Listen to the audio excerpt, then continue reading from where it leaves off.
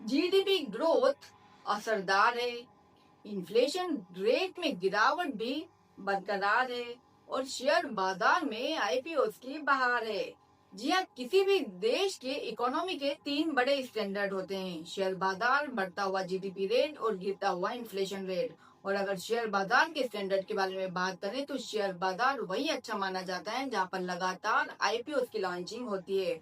अगर भारतीय शेयर बाजार के बारे में बात करें तो साल की शुरुआत से अभी तक भारतीय बाजारों में आईपीओ ने 2 लाख करोड़ से ज्यादा का फंड रेज कर लिया है। हालांकि साल खत्म होने में अभी भी ऑलमोस्ट 1 से 1.5 महीना बाकी है। इसी के चलते भारतीय आईपीओ बाजार दुनिया का चौथा बड़ा आईपीओ बाजार बन चुका है।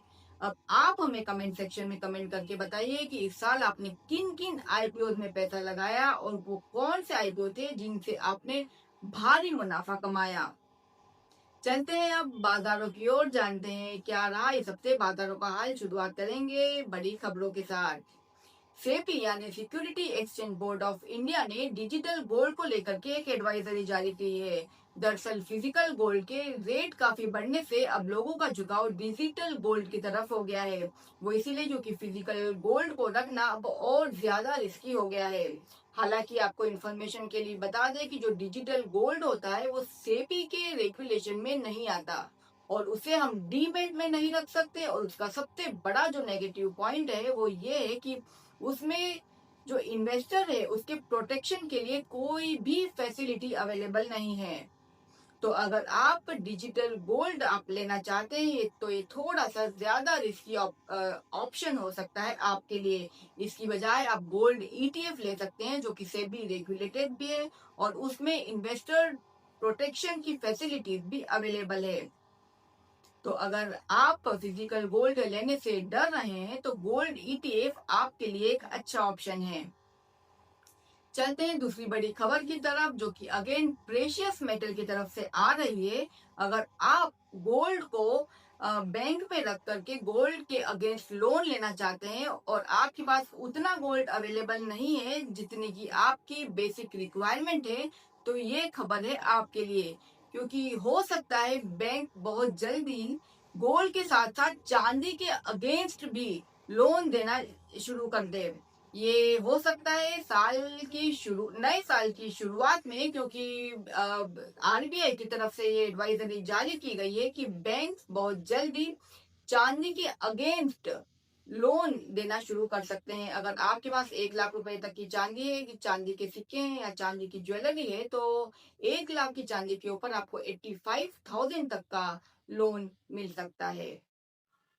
चलते हैं बाजारों की ओर, जानते हैं क्या रहा इस हफ्ते के बाजारों का हाल। इस हफ्ते बाजारों में शानदार बढ़त दर्ज कराई। पिछले हफ्ते के मुकाबले इस हफ्ते सेंसेक्स और निफ्टी करीब आधा% तक चढ़ करके बंद हुए। हालांकि हफ्ते के अंतिम दिन विदेशी बाजारों के नेगेटिव संकेतों के चलते भारतीय बाजारों में अच्छी खासी गिरावट दिखाई दी हफ्ते के अंतिम दिन, जहां निफ्टी करीब करीब 100 अंक से ज्यादा गिर करके बंद हुआ। वहीं सेंसेक्स में भी 300 से ज्यादा अंकों की गिरावट दर्ज की गई।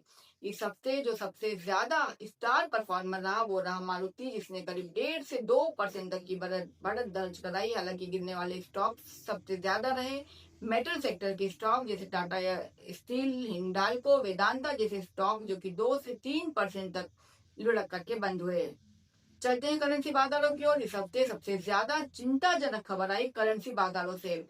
रुपया 90 रुपए के पास पहुंच चुका है। $1 का भाव बहुत जल्दी 90 रुपए तक हो सकता है। आज 89.50 के आसपास रुपए ने रिकॉर्ड लो बनाया।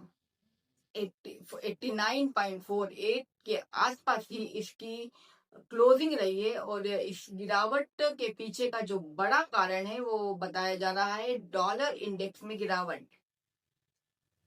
हम आशा करते हैं कि आरबीआई रुपए की गिरावट को थामने के लिए बहुत जल्दी कोई कदम उठाएगी, नहीं तो रुपया बहुत जल्दी हमें 90 से 95 के लेवल के बीच में दिखेगा। चलते हैं कमोडिटी बाजारों की और कमोडिटी बाजारों में सोने और चांदी में गिरावट लगातार जारी है।